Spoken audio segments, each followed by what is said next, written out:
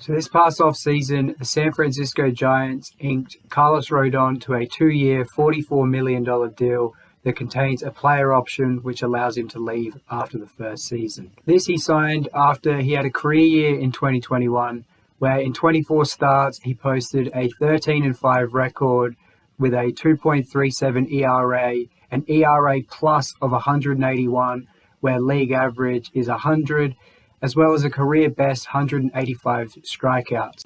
This incredible season led to him being a 2021 All-Star, as well as finishing 5th in Cy Young voting in the American League. As a San Francisco Giants fan, part of the reason that I was very excited about this signing is that the Giants have a habit of signing pitchers and then making them better. And two prime examples of this are Anthony DeSclafani and Kevin Gausman.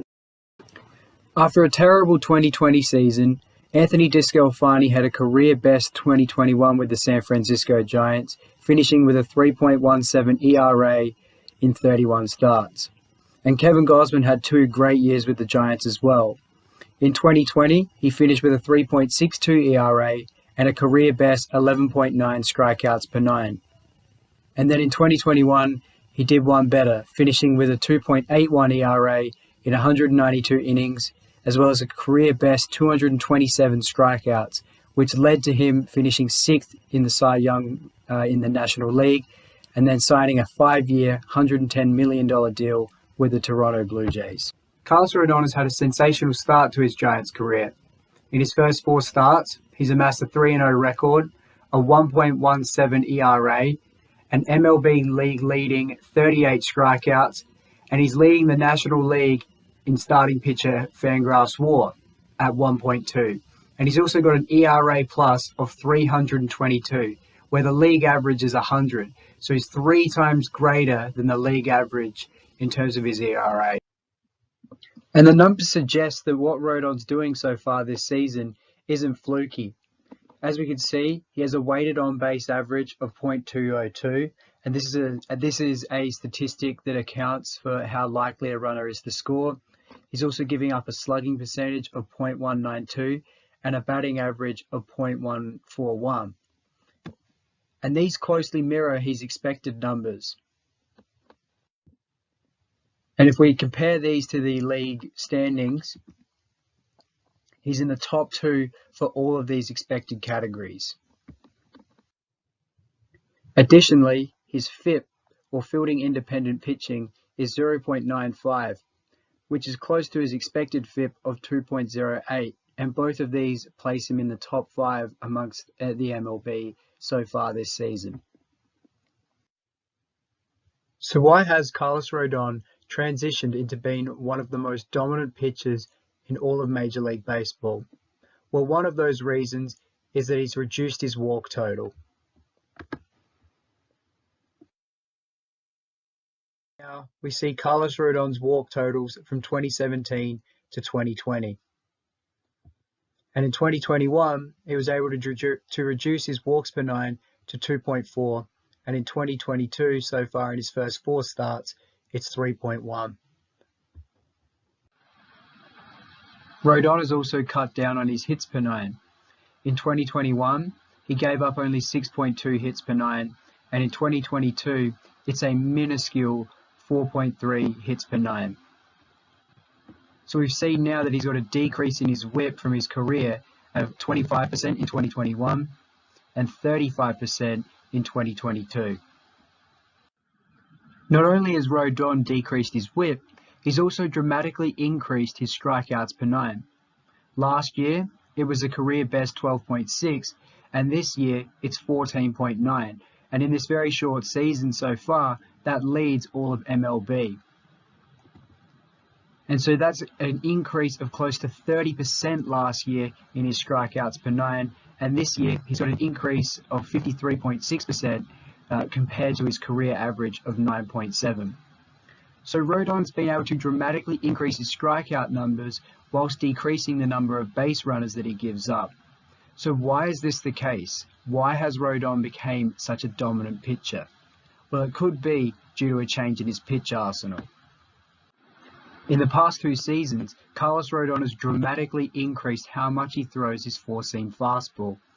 In 2021, he threw it 58.7% of the time, and this year he's throwing it 66% of the time, which is the second most amongst all qualified starting pitchers in all of MLB. And Rodon's increased reliance on his fastball is for good reason. In 2020, his average fastball velocity was 92.8 miles per hour. In 2021, that rose to 95.4 miles per hour and was known to top out at 100.5 miles per hour. And this year, he's increased his fastball velocity to 96.3 miles per hour, which is good for the 8th highest average fastball velocity in all of MLB. Additionally, Rodon's also seen a change in his fastball spin rate, and they're not dramatic sticky stuff changes. In 2018, he had an average fastball spin rate, or revolutions per minute, of 2,261.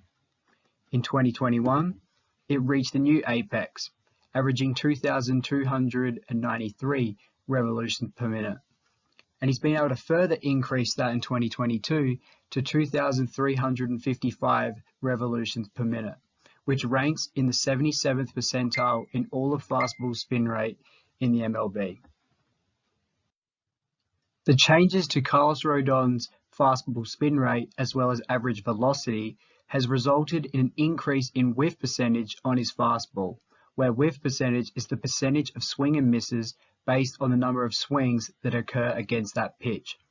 In 2021, it was 29.7%, and in 2022 so far, it's 33.7%. His previous career high was 19.7%, so Rodon is now carrying his fastball to his major league success. Rodon couples his fastball with a nasty slider that's always been able to elicit swings and misses, as it's had a whiff percentage of above 39% every year since 2017. However, a change that he's made this year is that he's eliminated the changeup from his arsenal, which last year he threw 12.4% of the times, and it had a batting average against of 367 and a slugging of 612. And he substituted this for a curveball, which he only throws 7.1% of the time, but has yet to give up a hit so far this season. Rodon's transition to relying more on his fastball slider combination has led to a whiff percentage of 35.1% this year, which is 4th amongst all MLB pitchers, and this is up from his career best whiff percentage, which was 33.2% last year. And if he did qualify among starting pitchers, that would have placed him 4th in all of MLB starting pitchers. And this was an increase of 12.2% up from his previous best career whiff percentage, which he did in 2018. Rodon is so effective at getting swings and misses as he's able to elicit 24.4% of zone swing and misses, which is good for 6th in the league amongst all qualified MLB starting pitchers this year. He's also got an out-of-zone swing percentage of 35.3%, and this refers to the percentage of swings that occur outside the zone compared to the number of pitches that are thrown outside the strike zone.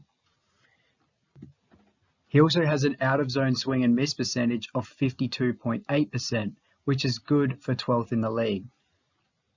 Not only that, when hitters do make contact against him, they don't make hard contact, as he's got a barrel percentage of 4.9% off all of the pitches that he throws, which is good for 9th in the league amongst all starting pitchers.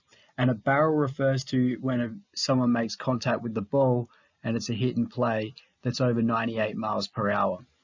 So what this means is that Carlos Rodon is able to elicit swing and misses both inside and outside the strike zone. He's able to get hitters to chase, and when he does give up contact, it's rarely hard contact. And this has made him one of the most dominant pitchers so far in the 2022 season. Health's always been a bit of a concern with Carlos Rodon, and it remains to be seen whether he can keep up this crazy start to the 2022 season. But if he can, he'll no doubt be the best free agent signing of the past off-season. And as a Giants fan, I hope it continues, and I hope it continues for him so he's able to cash out and make a huge bag in free agency.